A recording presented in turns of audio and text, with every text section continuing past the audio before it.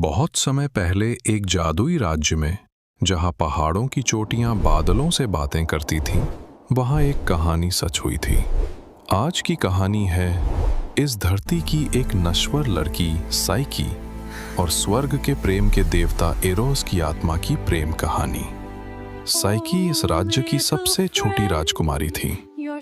उसका रूप अतुलनीय था और उसकी आत्मा दया और सरलता से भरी हुई थी। उसकी अच्छाई की ख्याति इतनी दूर दूर तक फैल गई थी कि लोग उसे धरती की देवी मानने लगे थे। धीरे धीरे प्रेम की देवी एफ्रोडाइटी का मंदिर खाली होने लगा। भक्त देवी की पूजा करने के बजाय राजकुमारी साइकी की एक झलक पाने के लिए भीड़ लगाने लगे, और यही प्रशंसा उसके लिए स्वर्ग से एक अटल श्राप ले आई। एक नश्वर लड़की उसकी महिमा से आगे निकल जाएगी, ये वो किसी भी कीमत पर बर्दाश्त नहीं कर पा रही थी।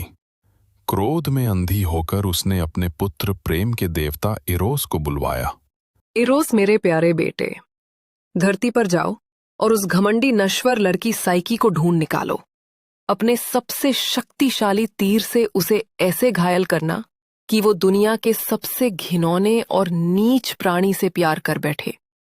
उसका अहंकार चूर चूर हो जाए, उसकी सुंदरता पर कलंक लग जाए।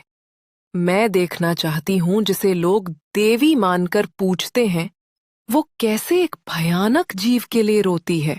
माँ के आदेश का पालन करने के लिए एरोस धरती पर उतर आए, लेकिन चांद की रोशनी में साइकी का मासूम सोता हुआ चेहरा देखकर एरोस हैरान रह गए। ऐसा दिव्य रूप उन्होंने पहले कभी नहीं देखा था।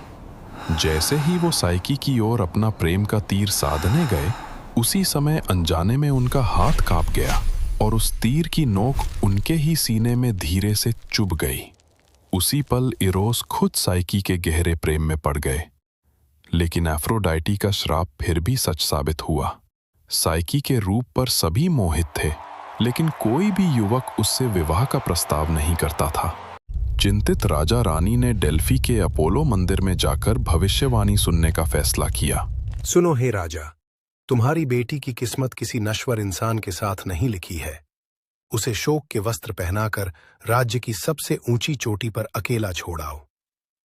वहां एक भयानक राक्षस आएगा, एक उड़ने वाला सांप, जिससे देवता भी डरते हैं। वही साइकी का पति और उसकी नियति होगा। ये भयानक भविष्यवाणी सुनकर राज्य में दुख का साया छा गया। एक राक्षस, एक उड़ने वाला सांप, क्या यही मेरी किस्मत है? अगर देवताओं की यही इच्छा है, अगर इसी में मेरे राज्य की भलाई है, तो मैं तैयार हूं। टूटे हुए दिल से राजा रानी अपनी प्यारी बेटी को पहाड़ की सबसे ऊंची चोटी पर अकेला छोड़ आए।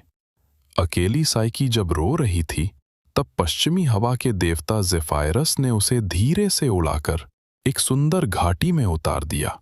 वहां एक विशाल जादुई महल था, लेकिन कहीं कोई नहीं था।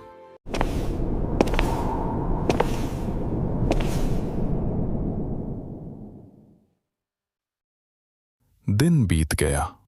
जब रात हुई तो घने अंधेरे में साइकी का पति उसके कमरे में आया। साइकी उसे देख नहीं पाई, सिर्फ उसकी आवाज सुन सकी।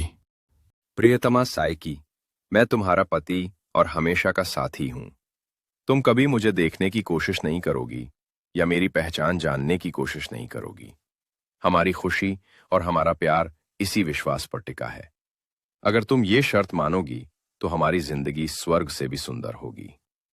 मैं हर रात आऊंगा और सुबह होने से पहले चला जाऊंगा। दिन ब दिन साइकी का अकेलापन बढ़ रहा था। उसने अपने पति से अपनी बहनों से मिलने की अनुमति मांगी। ना चाहते हुए भी उसका पति मान गया, लेकिन बहनें आकर साइकी की दौलत और खुशी देखकर ईर्ष्या से जल उठीं। उन्होंने साइकी के मन में जहर घोल दिया। साइकी, तू कितनी नासमझ है। क्या तू उस भविष्यवाणी को भूल गई? तेरा पति जरूर वही भयानक सांप है जो रात के अंधेरे में आता है और दिन के उजाले में छिपा रहता है। तो तुझे मोटा ताजा कर रहा है ताकि एक दिन तुझे और तेरे बच्चे को एक साथ खा सके। अगर अपनी जान बचानी है तो आज रात ही कुछ कर। एक दिया और एक तेज चाकू छिपा ले। जब वो सो जाए तो दिया जलाकर देखना, और अगर वो राक्षस हो तो एक पल भी देर मत करना। बहनों की बुरी सलाह से साइकी के मन में शक का बीज पैदा हो गया। एक राक्षस, एक उड़ने वाला सांप। उस रात उसने एक दिया और एक तेज चाकू छिपा लिया। जब उसका पति गहरी नींद में सो गया तो साइकी ने कांपते हाथों से दिया जलाया। लेकिन ये क्या? ये कोई राक्षस नहीं था। उसका पति तो स्वयं प्रेम का देवता इरोस था। लेकिन उत्तेजना में उसके हाथ से गर्म तेल की एक बूंद इरोस के कंधे पर गिर गई। असघाती साइकी, यही सिला दिया तुमने मेरे प्यार का। मैंने अपनी माँ देवी एफ्रोडाइटी के खिलाफ जाकर तुमसे प्यार किया और तुम मुझे ही मारना चाहती थी। तुम्हारी बहनें सही कहती थीं, प्यार और शक एक साथ नहीं रह सकते। जहां विश्वास नहीं वहां प्यार टिक नहीं सकता। अलविदा। इतना कहकर इरोस उड़ गए। साथ ही वो जादुई महल और बगीचा हवा में गायब हो गया। नहीं, इरोज रुको, दया करो। मैं ऐसा नहीं करना चाहती थी। मैं भोली थी, मैं डर गई थी। मुझे छोड़कर मत जाओ, वापस आ जाओ। अपनी गलती का एहसास होने पर साइकी पागलों की तरह इरोस को खोजने लगी और देवी एफ्रोडाइटी से माफी मांगने चली गई। तो आ गई तू, मामूली नश्वर लड़की। मेरे बेटे को लुभाने की हिम्मत की।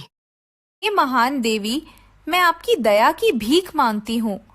मैं ना समझ थी, मैं कमजोर थी, मैं दूसरों की बुरी बातों में आ गई। लेकिन इरोस के लिए मेरा प्यार सच्चा है। मैं अपनी गलती का प्रायश्चित करने के लिए तैयार हूँ। कृपया मुझे मेरे पति को वापस पाने का एक मौका दीजिए। ठीक है, मैं तेरी काबिलियत की परीक्षा लूंगी।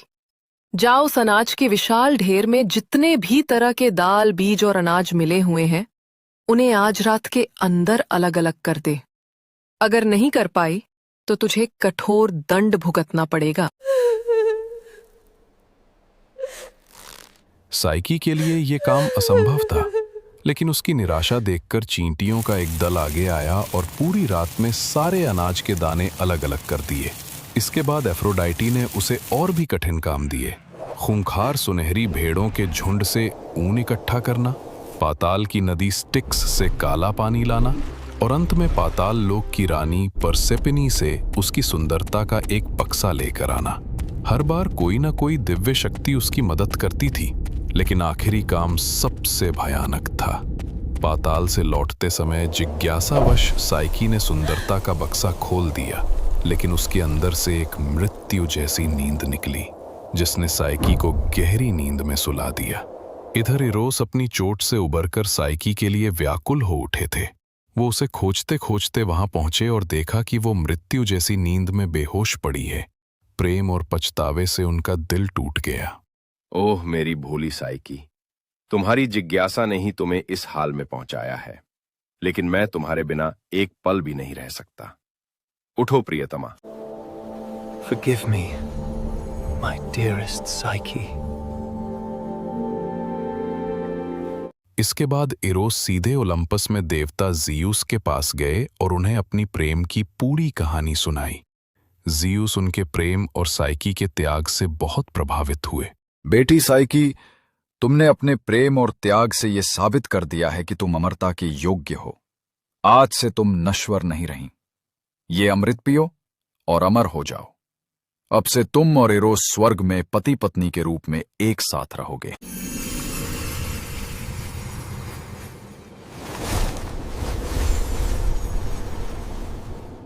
इसके बाद ओलंपस के सभी देवताओं की उपस्थिति में इरोस और साइकी का भव्य विवाह हुआ। आत्मा यानी साइकी और प्रेम यानी इरोस का अंत में मिलन हो गया। कुछ समय बाद उनकी एक बेटी का जन्म हुआ, जिसका नाम वोलप्टास रखा गया, यानी परमानंद। इरोस और साइकी की ये अमर कहानी सिर्फ एक पौराणिक कथा नहीं है, ये मानव आत्मा का एक गहरा दर्शन है। साइकी का अर्थ है आत्मा और इरोस है प्रेम। ये कहानी हमें सिखाती है कि सच्चा प्यार केवल बाहरी सुंदरता पर निर्भर नहीं करता, इसके लिए गहरे विश्वास और त्याग की आवश्यकता होती है। अनेक बाधाओं और कष्टों को सहकर जब आत्मा प्रेम के लिए खुद को समर्पित कर देती है, तभी वो अमरता प्राप्त करती है और परमानंद का जन्म होता है। ये कहानी हमें याद दिलाती है कि प्यार अंधा हो सकता है, लेकिन विश्वास ही उसकी आंखें हैं, और उस विश्वास को हासिल करने पर ही आत्मा और प्रेम का मिलन सफल होता है।